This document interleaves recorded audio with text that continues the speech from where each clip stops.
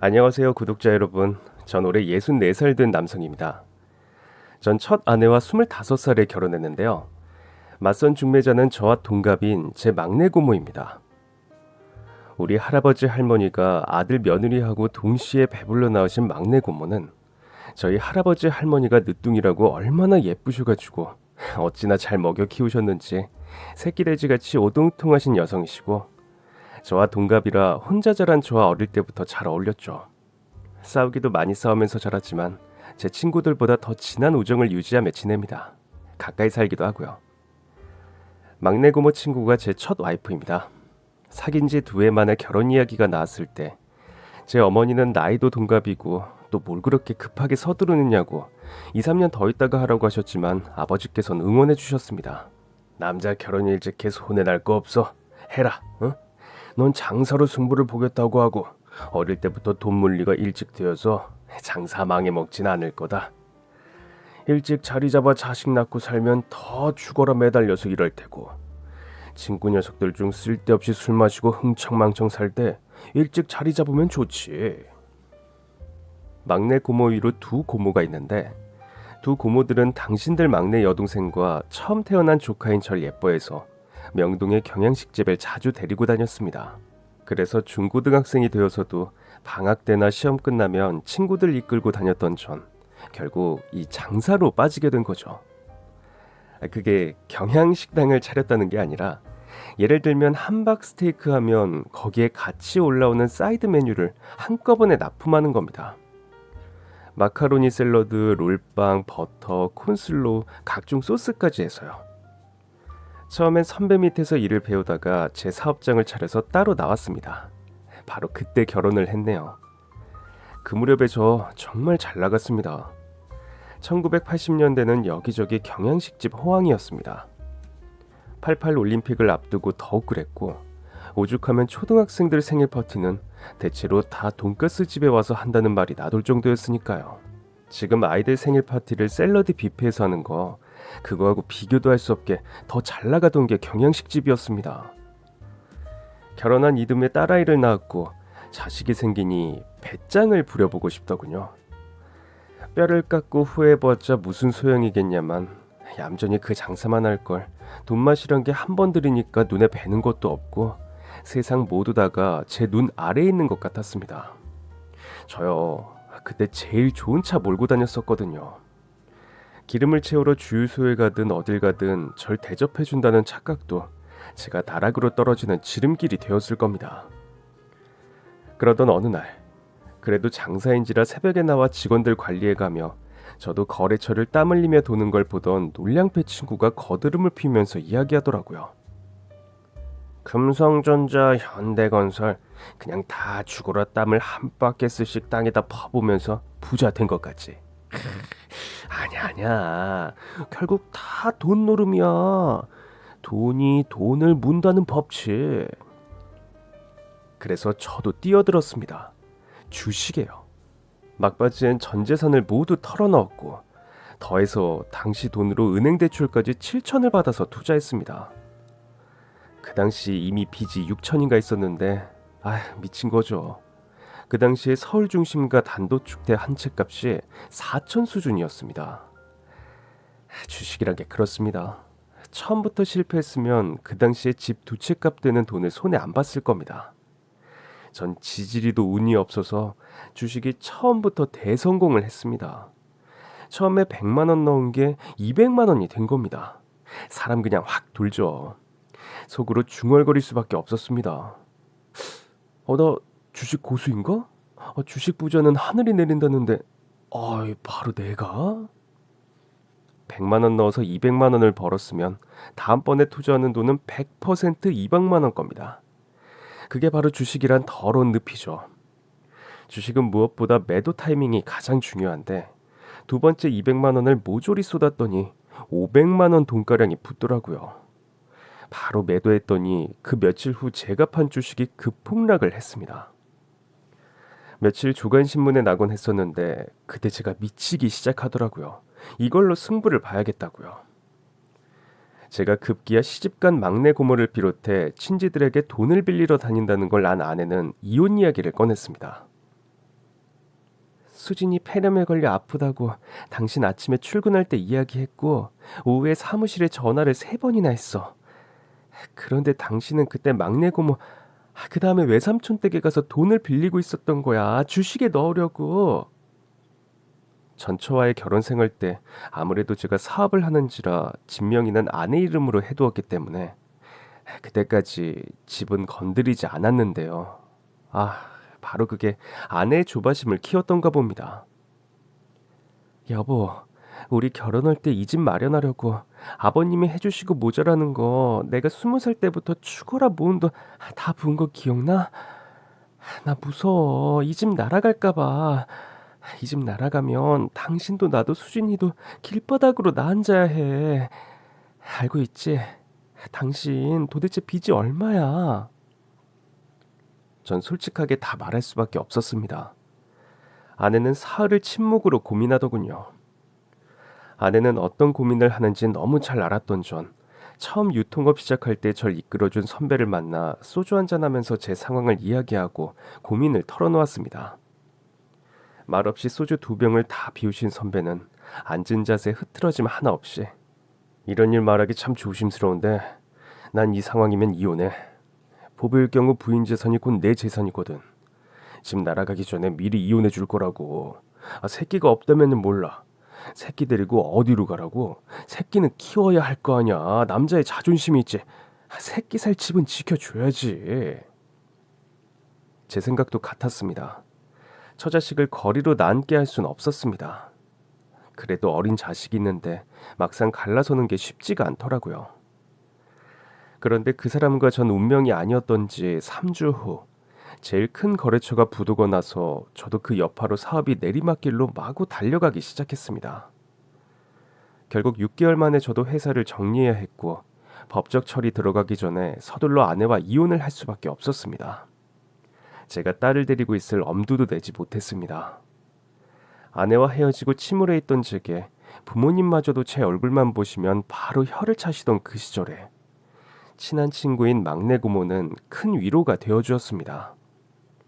제가 소주 3잔 마실 틈에 2병을 다 마신 막내 고모는 혀가 꼬부라져선 아유 망할년 오라질년 죽으나 사나 서방 옆에 있어야지 이혼을 해. 그게 무슨 조강주초야. 죽을 먹으나 밥을 먹으나 옆을 지켜주는 게 조강지처지. 에휴, 그런 년인 줄 알았으면 애초에 너한테 찍어다 붙이지도 않았지. 아휴, 내가 미안해. 그냥 잊어. 너 나 알지? 내 친구들 다 예쁜 거 너 알지? 걱정 마. 내가 또 소개시켜 줄게. 자고로 떠난 버스는 잡는 게 아니야. 에휴, 오라질려. 그렇게 푼수같이 절 위로해주는 작은 고모가 있었기 때문에 그나마 그 시절을 무사히 지나쳐왔던 것 같습니다. 한동안 이 생각 저 생각하던 거 접고 전 또 살궁리에 들어갔습니다. 어쨌든 이혼을 계기로 주식에선 완전히 손을 떼었으니까요. 또 제겐 제 자식이 있었습니다. 작은 고모가 아내 이야기는 안 전해주어도 제 딸 수진이 이야기는 간간히 해주었고 또 작은 고모가 데리고 와서 2달에 한 번씩은 딸 얼굴을 볼 수가 있었습니다. 그래서 그 자식 키워야 한다는 생각에 마냥 방구석에 앉아 술만 먹고 있을 수는 없어서 바로 다른 일을 찾아보러 다니는 와중에 제 눈에 든 것은 우리나라에 새로 생기기 시작한 컴퓨터 학원이었습니다. 늘 주산학원 이런 것만 보다가 언젠가부터 컴퓨터 학원이 하나둘씩 늘어나는 걸 보고 유통업으로 절 이끈 선배를 다시 찾았습니다. 선배도 같은 생각을 하고 있더군요. 마구잡이로 생겨나기 시작한 커피 자판기 사업을 접고 자신도 한번 컴퓨터 사업에 뛰어들어 볼까 한다고요. 그래서 바로 컴퓨터 제조에 필요한 재료를 납품하는 유통업으로 뛰어든 겁니다. 눈이 밝았던 것 같습니다. 선배와 둘이 시작했는데 2년 만에 우린 직원 15명을 거느린 작은 회사를 운영하게 되었으니까요.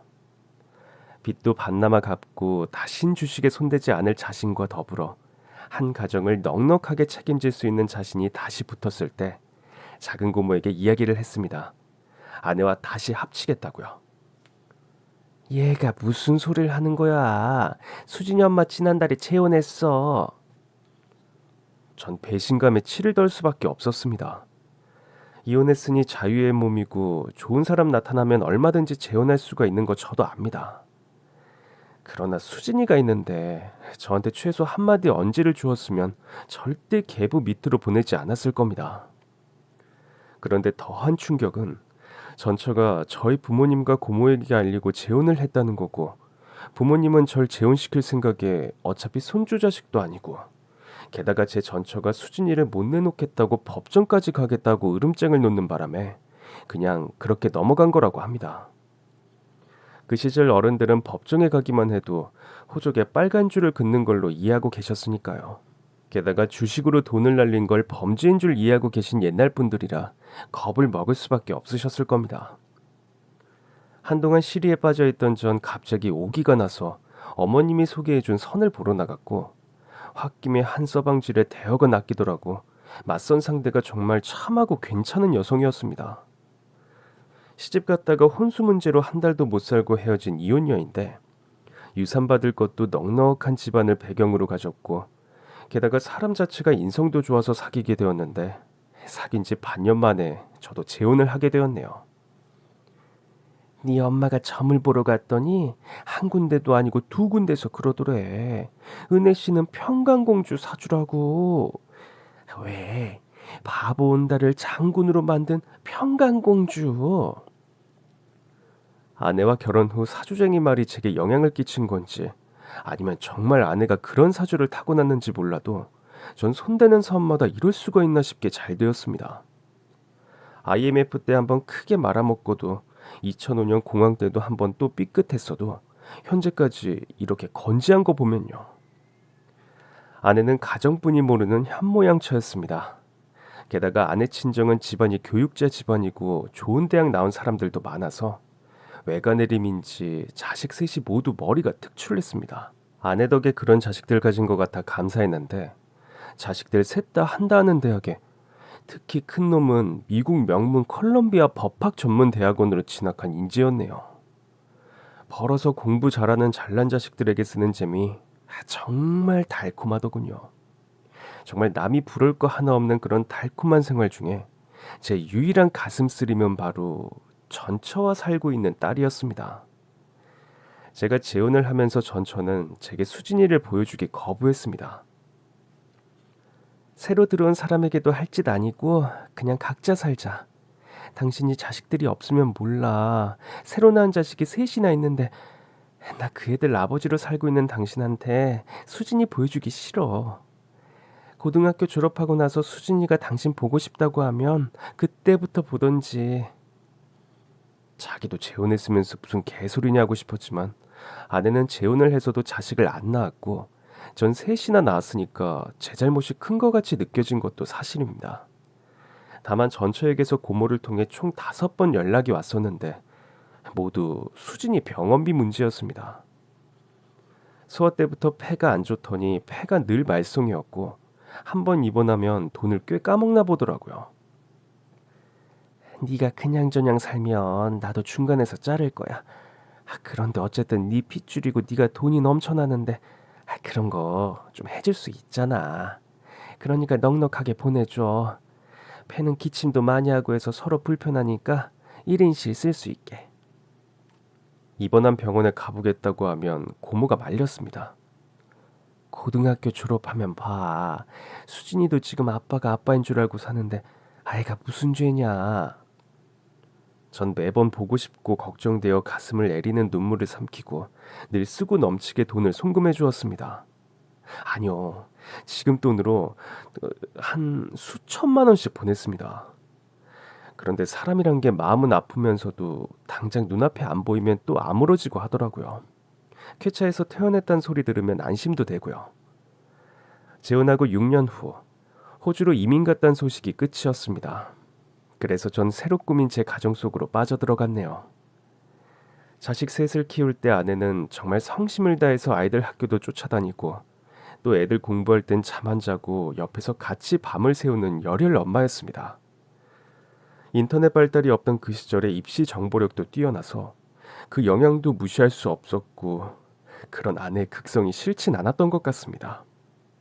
고등학교도 간신히 나온 제 입장에서 서울대, 연세대, 서울대를 척척 들어가주는 자식들은 태양 같았으니까요. 어느 부모에게든 자식이 태양 같지 않고 희망이지 않을까요? 저도 그런 만큼 아낌없이 뒷바라지했습니다. 사실 아이들이 각자 자기 자리에서 기반 잡아 나가기 전부터, 그러니까 좋은 대학에 입학할 때부터 제가 오만해져 있기는 했을 겁니다. 겉으론 표현은 안 했지만 이름도 들어보지 못한 대학 들어간 자식들 둔 친구들 보면 전체 자식들이 자랑스러워 가슴이 터질 것 같았으니까요. 무슨 팔자를 타고 나면 자식 셋이 다 서울대고 연세대냐? 아유, 눈 좀 까라. 꼴 보기 싫어 죽겠어. 아이, 고모는 참, 내가 뭘 어쨌다고 그래. 너 지금 날 보는 눈이 어떤 줄 알아? 내 딸 한림대학 들어갔어도 서울대 들어간 이 딸내미하고 안 바꿔. 에휴. 제 딸 욕하는 것 같아 기분이 좀 나빴지만 서로 자기 자식이 최고니까 이해하기로 했습니다. 그런데 또 자존심도 없이 전 막내 고모 딸이 탐이 나긴 하더라고요. 고모 허리 다쳤을 때 그거 수발 다 하는 모습을 봐서였을까요?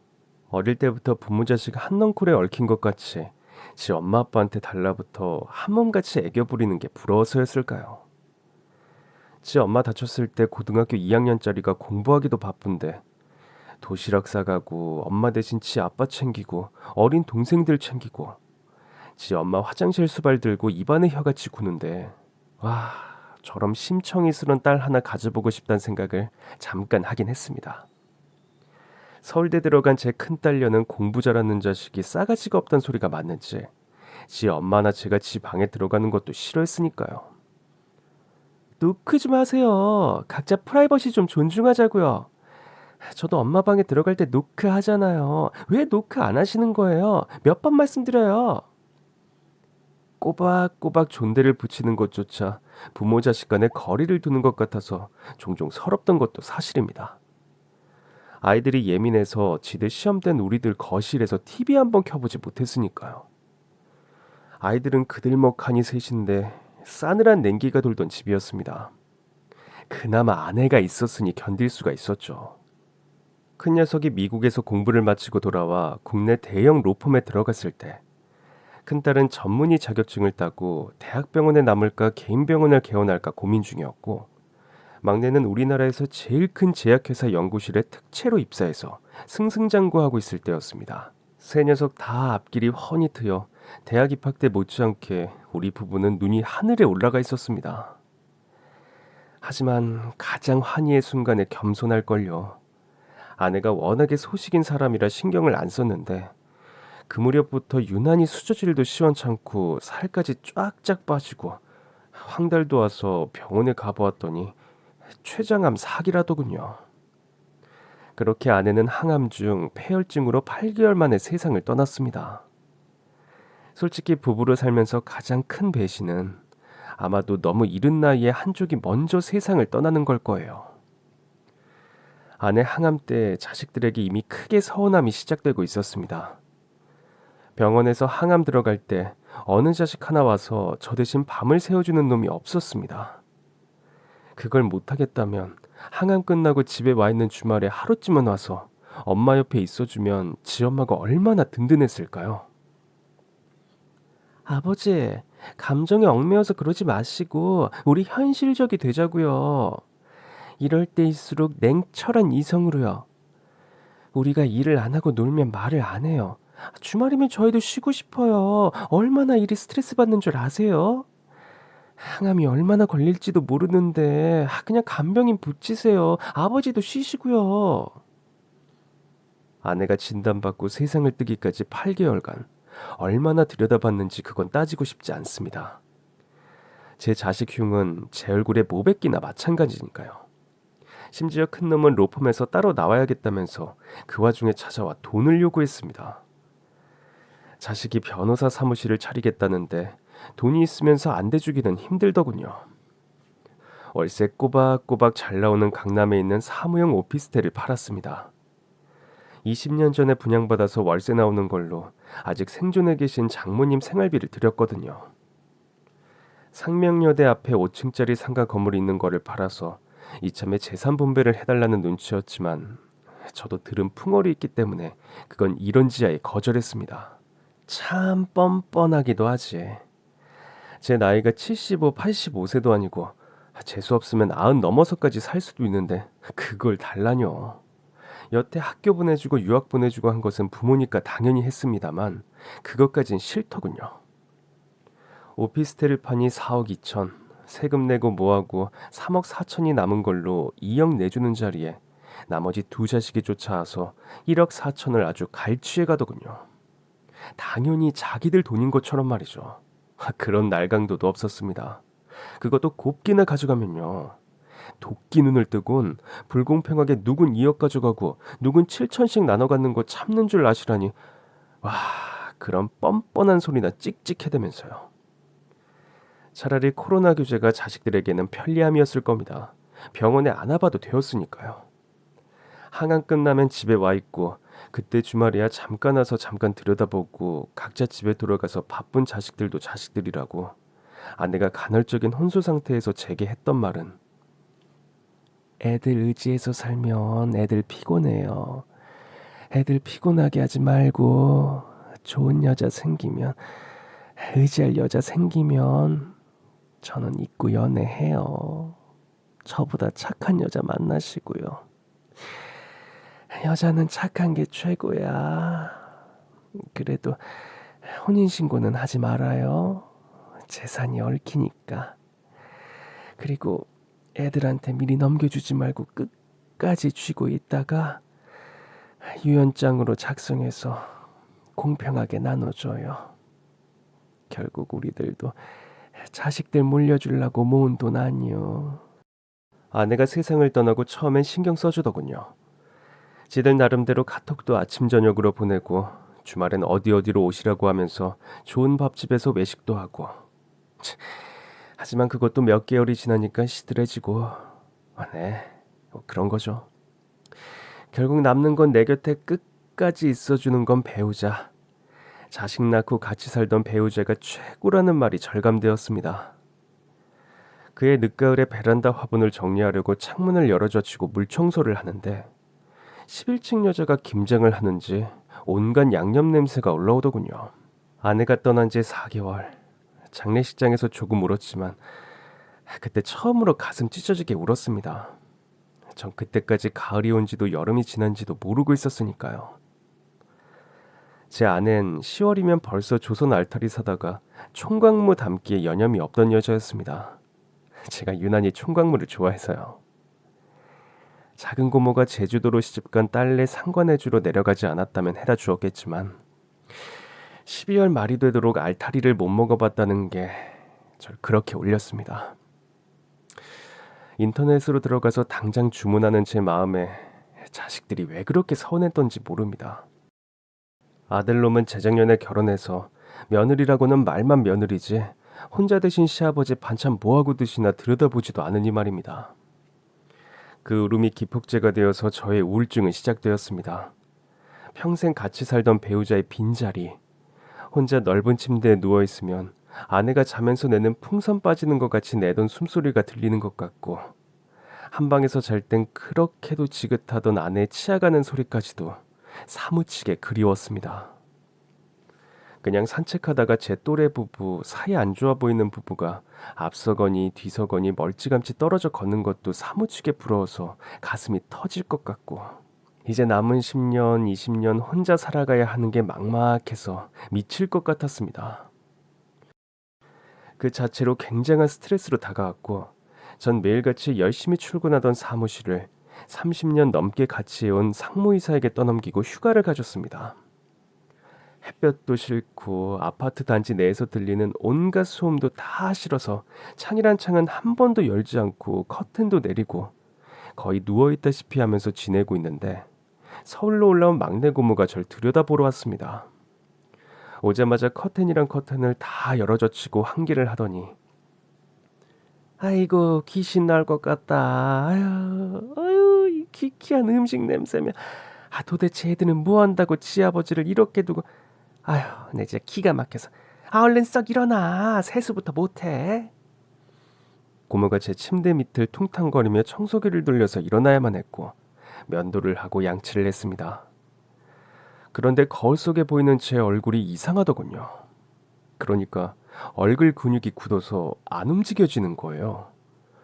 그것뿐 아니라 양치를 하고 입을 헹구는데 컵에서 물이 옆으로 흘렀습니다. 뭔지 모르게 겁이 덜컥 나서 다시 물컵을 대보았더니 역시 흐르는 거였습니다.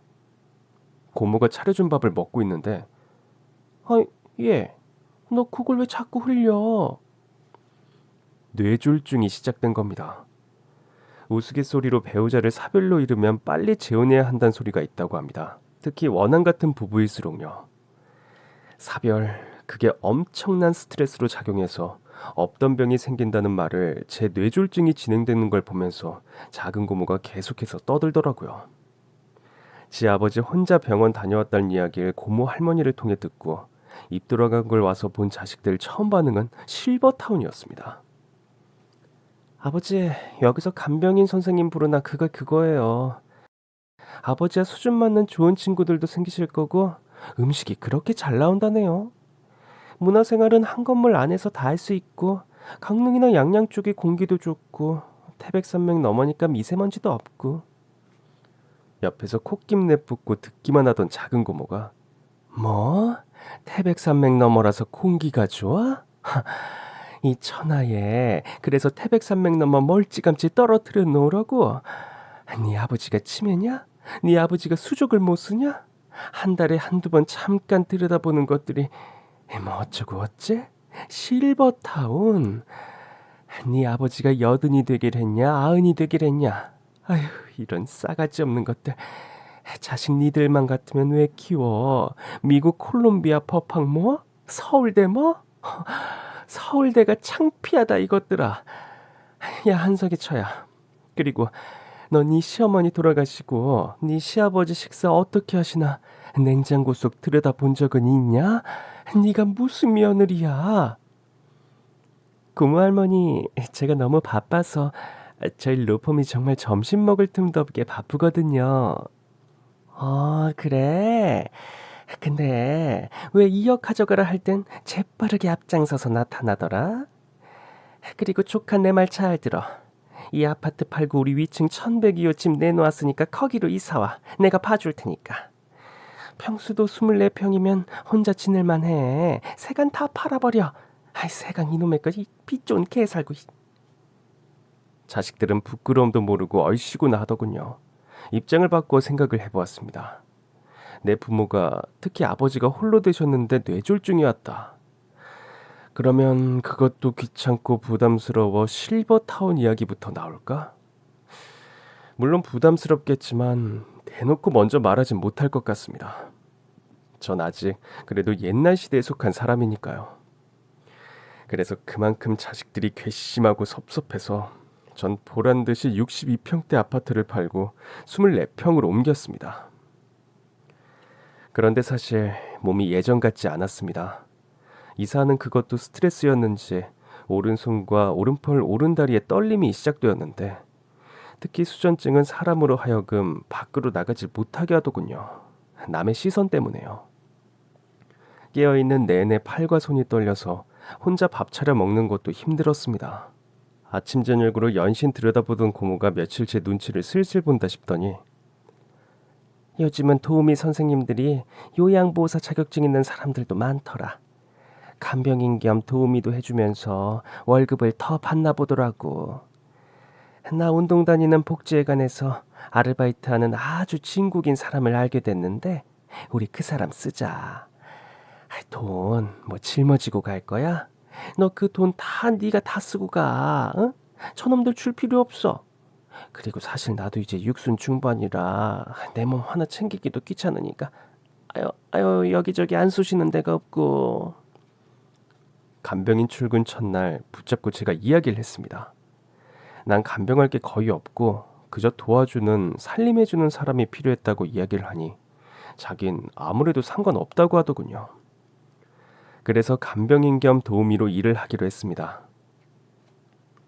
반찬 같은 거 전 그런 거 더 신경 써줄 사람이 필요해서요. 저 도우미 경력만 10년이에요. 알겠습니다. 해달라는 대로 해드릴게요. 일주일에 5번 오는 간병인은 마흔이 훨씬 안 됐는데 마흔 중반은 되어 보였습니다. 사실 마흔이 되나 안 되나 그런 게 눈에 들어올 상황 아니었죠 뭐.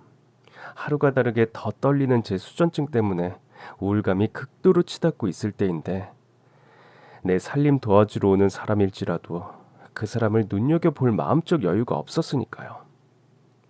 마음의 여유가 없음에도 얼핏 보기에 우리 막내 고모 못지않게 통통한 사람이 건강한 움직임으로 일을 척척 해내는데 아침 8시에 출근해서 4시에 저녁밥상 미리 차려두고 갈 때까지 어제 닦은 욕실 오늘도 닦아가며 일만 해대는 사람이었습니다.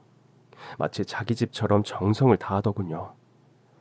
출근 시작하고 한 달이 다 돼가도록 입 한 번 안 떼고 일만 해대는 게 괜히 미안해서 어눌하게 새는 바람에도 불구하고 슬쩍 말을 건네보았어요. 지금 선생님 오고 나서 깨끗해서 그렇지 처음에 먼지가 꽤 많았죠. 집사람 떠나고 이 청소란 걸 제대로 해본 적이 없어서. 아저씨들 혼자 사는 집이야 다 그렇죠 뭐. 들어가 계세요. 커튼 걷어내야 하니까 먼지 나요. 사실 전 이미 간병인의 음식 솜씨에 마음이 많이 흐뭇해져 있는 상태여서 저런 말도 시켜보았을 겁니다. 나이 40도 안 되었다면 어쩌면 그렇게 옛날 말이 나게 반찬을 잘하는지 깜짝 놀랐습니다. 무슨 반찬이든 구수하고 깊고 칼칼한 건 둘째치고 모두 다 제가 좋아하는 걸 작은 고모가 말을 미리 해줬는지 그렇게 제가 좋아하는 반찬들만 하더라고요. 이 뱅어포 참 오랜만에 먹어보네요. 그런데 많이 놀랐던 음식은 된장찌개였습니다. 간병인이 오후에 끓여놓고 퇴근을 했는데 글쎄 된장찌개를 마른 동태 대가리로 육수를 낸 거더라고요. 이건 정말 맛을 보면 알거든요. 돌아가신 어머니께서 끓여주던 된장찌개의 맛, 어찌나 눈물겹고 그리운 맛이던지 다 비우다시피 하고 월요일 아침에 물어봤습니다. 된장찌개 제가 한 방에 다 퍼먹었어요. 돌아가신 우리 어머니가 딱 그렇게 하셨거든요. 젊은 사람이 어쩌면 그렇게 손맛이 좋은지만 살림하시는 것도 그렇고 현모양처 같으시고 남편분이 복이 많으실 것 같아요. 제가 결혼을 안 해봐서 제가 현모양처인지는 잘 모르겠고 남편도 없어봐서 남편이 복인 건지도 잘 모르겠어요. 그 상황에 그런 대답이 돌아올 줄 꿈에도 모르고 있던 전 너무 유쾌해가지고 웃겨서 몇 년 만에 소리내서 웃었습니다. 퉁퉁한 여자가 뚱한 얼굴로 뚱하게 대답하는데 딸 같은 나이라서 그런가 귀엽고 정이 가더군요. 그래서 아부까지 했네요. 미스시구나. 어쩐지 결혼 안 한 미스 같은 느낌이 문득 나곤 했습니다. 이제 그런 말도 안 되는 거짓말 하실 필요는 없으시고요. 그렇게 주거니 받거니 몇 마디 하다 보니까 사람답게 대화를 한 게 언제인가 그런 느낌에 사로잡히면서 마음이 왠지 푹 풀어지는 느낌이었습니다. 막내 고모는 저만 보면 잔소리하기에 정신없고 제 자식들 꼴 보기 싫으셔서 왁왁대느라 더 정신없으시니까 대화다운 대화가 안 됐거든요. 그렇게 한두 마디 주고받기 시작했지만 워낙에 뚱한 사람인지 친근하게 다가오지 않았습니다. 늘 거리를 이만큼씩 두고 출근하고 퇴근을 했으니까요. 그러다 그 진국 같은 마음은 느껴졌습니다. 그러니까 이 간병인이 제가 싫어서 뚱한 게 아니란걸요. 요양보호사 자격이 있는 만큼 제가 어디가 불편해하고 그런 거, 제게 어떻게 해주면 편한지 그런 걸 너무 정확하게 알고 대해주는 것도 고마웠지만 제일 고마웠던 건 제 몸에 좋다는 걸 구해오는 거였습니다. 봄이라 그런지 민들레랑 쑥부쟁이가 자기 동네 약수터 뒤로 올라오는 산 쪽에 지천으로 난다면서 뜯어가지고 와 묻혀주는 겁니다. 이거 뇌졸 중에 좋아요. 많이 드세요, 사장님. 그래서 져주려고 일부러 새벽에 가서 뜯어오신 거예요? 그게 뭐 일이간데요. 약수물 들어갔다가 뜯어오면 되는 건데. 한 번은 초석잠하고 천마를 구해왔길래 돈을 건넸더니 안 주셔도 상관없는데 주시면 저야 좋죠. 근데 다신 안 받을래요. 너무 많아요. 반만 가져갈게요. 집에 오신 지 석 달도 안 되었는데 이렇게 신경 써주는 게 너무 고마워서요. 제가 이거 해주신 거 열심히 먹을게요. 사장님 제 말 들으세요. 멋빠지게 잡수셔도 소용없어요. 그냥 멋빠지게 걸으셔야 돼요. 다 필요 없어요. 말하는 단어 선택하는 거면 정말 고생 많이 하고 살고 학교 교육 제대로 못 배운 게 중간중간 느껴지는 사람이었습니다. 그런데 한 번은 제가 낮잠 잘 때 집으로 친한 거래처에 전화가 왔는데 간병인이 받아서 메모를 해놓은 걸 보니까 글쎄 영어가 필기체더라고요. 공부 안 한 것 같은데 진짜 어디까지 했나 궁금한 것도 잠시. 마침 자식들이 와서 잊어먹고 말았네요. 간병인이 출근하기 시작한 후 무슨 작정을 했는지 아예 발길을 딱 끄는 고모가 초여름 일요일 날 나타나더니 손자보고 싶어서 제주도에 다녀왔다고 하더군요. 그러면서 제 집을 둘러보고 제 얼굴을 의미심장하게 보더니 왠지 흐뭇한 웃음을 연신 지으면서 아유 아주 신수가 훤할세. 새장가 들어도 되겠구먼. 설마 고모가 절 어떤 놈으로 여기는지 몰라도 젊은 간병인을 놓고 하는 소리 같아서 화가 났지만 참았습니다. 오해를 받아서가 아니라 그때부터 전 왠지 간병인을 놓고 이런저런 생각을 하기 시작했으니까요. 아니 여태 결혼도 안 했다면서 혼자 살면서 무슨 고생을 얼마나 했으면 저렇게 팍색 늙어 보이게 저럴까. 머리도 좀 파마도 하고 하지. 아니 그 나이에 흰머리가 많아서 늙어 보이는 건가, 살이 쪄서 늙어 보이는 건가, 이런 생각 들어요. 지내면 지낼수록 사람이 진국이고 오래 알아온 느낌이랄까요. 우리 할머니도 통통하고 고모들 셋도 통통하고 또 제 전처도 통통하고 과거에 제 주위에 통통한 여자들이 많았어서 그런지 왠지 익숙하더라고요. 강병인이 상냥한 건 없이 무뚝뚝해도 이상하게 불편하지도 않고요. 작은 고모 다녀가고 며칠 후 점심 먹을 때 선생님 우리 밥 같이 먹어요. 뭘 한 집에 같은 시간에 있으면서 따로따로 두 번 차리세요. 귀찮게. 국하고 밥 떠서 여기 와서 앉아요. 보통 한두 번은 빼기 마련인데 이 간병인 아무 말 없이 국하고 밥을 떠서 앉는 거였습니다. 둘 다 별 말 없이 밥을 먹는데 간병인이 왼손잡이더군요. 선생님 저도 왼손잡이인데 선생님도 왼손잡이니까 반찬 집을 때 안 불편해서 좋네요. 이 말을 뱉고 나서 전 흠칫 명치를 누가 꽉 움켜쥐는 것 같은 예감에 갑자기 간병인을 다시 보게 되었습니다. 전처와 낳은 제 첫 딸, 떼어놓고 이혼할 때 첫 딸이 자기 밥을 지가 먹기 시작할 무렵이었는데 수저를 자꾸 왼손으로 사용해서 전처가 기겁을 하고 오른쪽으로 옮기곤 하던 게 생각나서요. 네 아빠 닮을 걸 닮아요 놈아. 안 돼 아가. 응? 오른손 써. 아니 그럴 리가 없지. 호주로 이민 갔다고 했는데. 그런데 고개 숙이고 밥을 마구 퍼넣던 간병인 선생이 갑자기 목이 막히는지 물을 들이키더니 우리 아버지가 왼손잡이셨어요. 그리고 우리 할머니가 된장찌개 지지실 때 마른 동태 대가리로 육수를 내셨대요. 전 우리 엄마가 신혼 때 전수받은 레시피를 제가 또 이어받은 거예요. 너 누구? 너 혹시 수진이야? 간병인은 다름 아닌 제 딸이었습니다. 두말할 것도 없이 다시 물어볼 것도 없이 제 딸이었습니다. 딸을 못 알아보더니 그러나 핑계를 대자면 3살 때 헤어졌고 또 제가 제 우울증으로 제 자신을 괴롭히느라 아마 그런 세심한 걸 신경 쓸 틈이 없었던 겁니다. 저 또한 목이 마구 막혀서 떨리는 팔하고 손이 2배로 심하게 경련을 일으키며 수저를 놓고 물을 마시는데 물이 자꾸 입가로 흘러서 무릎을 다 적셨습니다. 간병인이 아니 수진이가 얼른 일어나서 삶아 햇살에 널었던 바싹 마른 행주를 가져와서 제 무릎을 황급히 그러나 철저하게 닦아내면서 중얼거리더군요. 아버지, 저 아버지 보고 싶어서 고모 할머니한테 부탁했어요.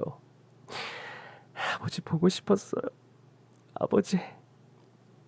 수전증으로 덜덜 떨리는 손으로 제 딸 정수리며 파마기 하나도 없이 흰머리가 보이는 뒤통수를 어루만졌습니다.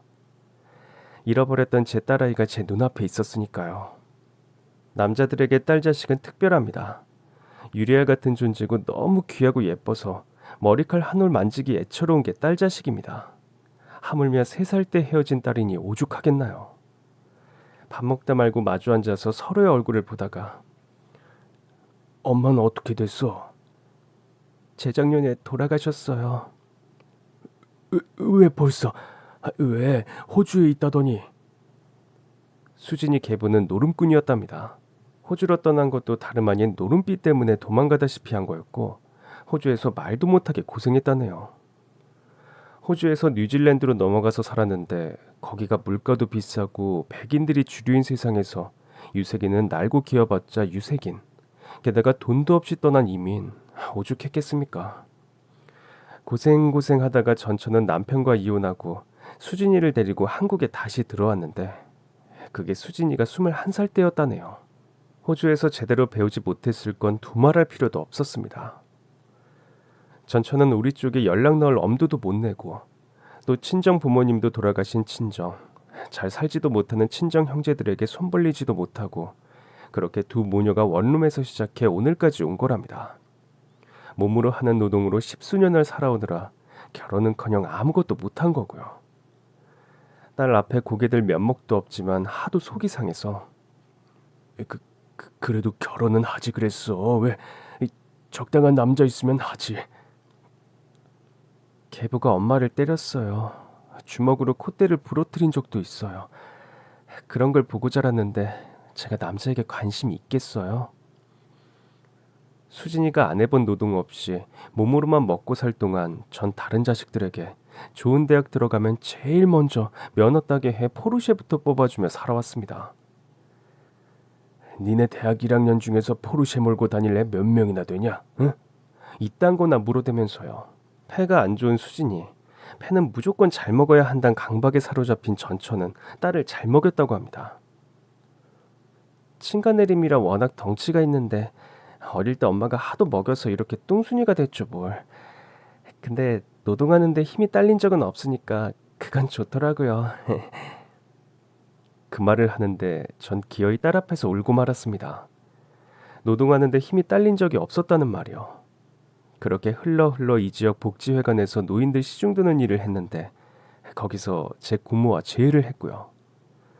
복지회관 회원분 중에 한 어르신이 3층에서 근무하는 수진이를 보고 7층에서 댄스를 추는 막내 고모에게 와서 우스갯소리를 했답니다.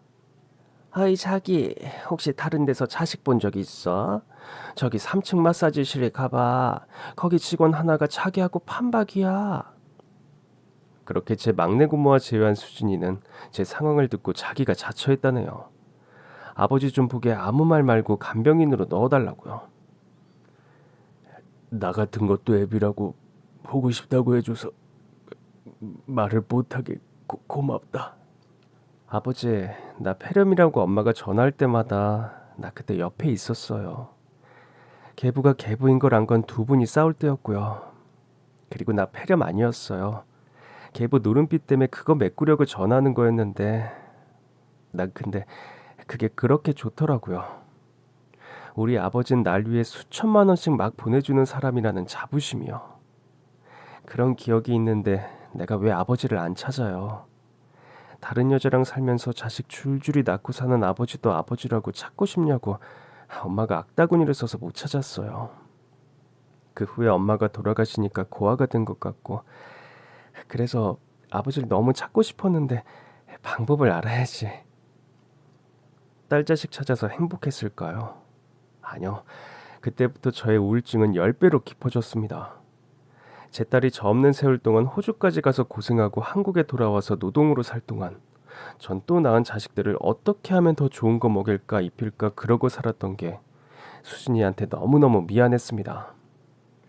돌이킬 수 없는 세월에 극도의 우울증에 빠져들었고 제가 무엇으로 수진이에게 보상을 해야 하는지 그걸 도대체가 알 길이 없어서 우울증에 빠져들었습니다. 우울증은 침묵을 가져왔고 그때부터 입을 닫아버렸네요. 도대체가 소리내어 말이란 걸 하고 싶지 않았습니다. 머릿속엔 온통 수진이가 거쳐와야 했던 세월이 엉클어져서 절 짓눌렀으니까요. 뇌졸중 환자들의 우울증은 반드시 치료해야 한다고 주장하는 큰딸은 다시 한번 절 요양원에 보내려고 지 형제들을 소집했습니다. 언제 치매로 가실지 모르니까 이참에 유언장 미리 작성하시라고 말씀드리자. 우리 임상 교수님 경우 보니까 엉뚱하게 작은아버지 명의로 해놓으셨더래. 치매라서. 옆에서 보살펴주는 작은아버지 말대로 그렇게 명의로 해놓으셨다는 거야. 어찌나 황당해하던지. 자식들 모두 자기들을 미워하는 고모 할머니를 의식했던 모양입니다. 그 건물 내가 레지던트 뛸 때부터 아예 건물을 명의 변경해 줄 테니 병원 개원하라고 하셨거든. 오빠하고는 내가 35%씩 나눠줄 거야. 아무래도 고모 할머니가 좀 그렇지 않니? 그렇지? 응? 너도 그렇지? 아, 보통 성격이시니? 그때부터 자식 셋이 하루 걸러 전화하고 찾아오고 하면서 절 들들 볶았습니다. 유언장 작성해 놓으시고 편한 마음으로 지내시라고 말도 안 되는 소리를 하면서요. 어차피 아버지 쓰러지시면 우리들 뿐이 없어요. 고모 할머니요? 한 달이 건너예요. 지금은 아버지에게 재산이 있고 아버지가 화장실 출입하시니까 옆에 계시죠. 진짜로 결정타를 맞으셔봐요. 누가 그거 뒤처리 도맡겠어요? 결국은 자식이라고요. 아버지 요양원 가고 싶지 않으셔서 고모 할머니 근처로 이사 오신 거 알아요. 하지만 저희가 안 들여다보면 어차피 아버지는 혼자신 거라고요. 이렇듯 반협박으로 변해가는 건 제가 무슨 말을 해도 듣지 않고 뒤로 돌아 누워 입을 닫아버리자 병원을 차리는데 안달이 나서 미칠 지경이 된 큰딸이었습니다. 어떤 소리를 해도 제가 움직이지 않고 담은 입을 열지 않자 아버지, 우리 선배들 병원 차려놓고 받은 정신과 약들 처방받아 먹어요. 병원을 유지하는 거에 대한 부담감으로요. 월세가 아마 제일 부담될 거예요. 아버지 2층하고 3층 제가 쓸게요. 우선 그거라도 먼저 처리해 주세요. 참 부모 자식 간에 치사하고 못할 노릇이었지만 전 버틴겨야 했습니다. 월급 원장, 봉직 원장으로 있다가 자기가 벌어서 병원 차리는 훌륭한 젊은이들도 많다고 들었는데 그게 옳으니까요. 경험을 쌓는 게 중요하니까요. 우리나라 의사가 몇 명인데 모두 양가 부모님 힘으로 차리진 않았을 겁니다. 그래서 전 움직이지 않았습니다. 무엇보다 전 그 건물을 제가 평생 보살피지 못한 제 손가락들 중 가장 아픈 손가락에게 주고 싶었으니까요. 팔과 손과 다리를 떠는 제가 밥도 제대로 못 먹고 입을 다물고 시름시름 앓자 그게 마음의 병인 줄 모르고 수진이 안달이 나서 집에도 안 가고 작은 방에서 자면서 연신 제 방을 들여다보고 제 비 맞추는데 여념이 없었습니다. 그런데 그걸 며느리가 새벽에 출근길에 들렀다가 오해를 하더군요. 자기도 주문해 먹는 놈의 반찬을 새삼스럽게 뭐가 갑자기 애틋해져서 저와 나눠 먹겠다고 집에 들렀다가 잠옷바람으로 주방에 있는 수진이를 봤으니까요. 제가 먼저 밝히지 않는데 수진이가 먼저 지 이복 형제들에게 뭔가 아는 척을 할 수도 없었겠죠. 그런데 이런 건방진 것들이 며느리까지 합수해서 결국 저 몰래 수진이를 내보낸 겁니다. 그러니까 아이들은 제가 간병인인 젊은 여자한테 마음이 있어서 건물 명의 변경을 안 해준다고 생각을 한 거였고요. TV 시사 프로그램에서나 보던 일이 우리 집 일이 될 줄은 몰랐네요. 뚝심 있게 일만 잘하는 줄 알았더니 노인네 후리는 솜씨도 만만치 않은가 봐. 애들을 불러 홍구멍을 내주면서 수진이의 존재를 제대로 알릴까도 생각했지만 저런 싸가지 없는 놈들한테 고생하며 살아온 자식에 대한 이런저런 이야기 구구절절하게 당장은 하고 싶지 않았습니다. 나중에 또 자연스러운 기회가 된다면 모를까요. 전 제 입장을 충분히 고심하고 정리할 시간이 필요했습니다. 일주일을 못 보니 눈물이 나게 수진이가 보고 싶더군요. 그래서 카톡을 보냈습니다. 수진아, 아버지랑 가까이 살면 넌 어떨 것 같냐? 아버지, 그러실 수 있으세요? 애들이 안 좋아할 텐데 전 아버지 옆에서만 살 수만 있다면 아무래도 좋아요. 이렇게 답장을 보내주더군요. 절 요양원에 보내려는 똑똑하고 많이 배워 능력 있는 자식들보단 절 필요로 하는 제가 보고 싶어서 찾아왔던 몸뚱이 아니면 돈 벌어먹을 길 없는 자식을 첫 번째로 삼으리라 결심을 했습니다. 수진이가 사는 빌라촌 부동산에 가서 가장 빠르게 나오는 집을 물었더니 평수가 큰 빌라인데 빌라에서 누가 매매를 하려고 안 하고 그래서 안 나간 게 있다고 하더군요. 그래서 그걸 바로 샀습니다. 그리고 다음날 이사를 했습니다. 이사 후 청소까지 사람 붙여서 완벽하게 해주는 업체를 불렀어서 일사천리였죠. 그게 바로 지난주입니다. 수진이를 위해서 전 요즘 여기 산책로 걷기 운동을 아침에 1시간, 점심 먹고 1시간, 저녁 먹고 1시간 정도 걷습니다. 걸을수록 몸이 좋아지는 게 느껴지더군요. 더욱 건강해져서 수진이를 보살피는 아비, 제품에 품고 보호해주는 아비가 되고 싶습니다. 우선 그 첫째 절차로 이틀 전에 건물명의 변경을 했네요. 김수진으로요. 인감도장 좀 가져다가 놓으라고 했더니 두 말도 않고 가져다 놓는 수진이가 불의로라도 제가 떠나고 나면 또다시 낙동강 오리알 될까봐 확실히 건물을 물려주는 절차를 밟은 겁니다. 오늘 아침에도 수진이는 잠에서 깨자마자 제 집으로 왔고 부녀는 마주보고 밥을 먹었습니다. 딸, 혹시 고추장 삼겹살 할 줄 아냐?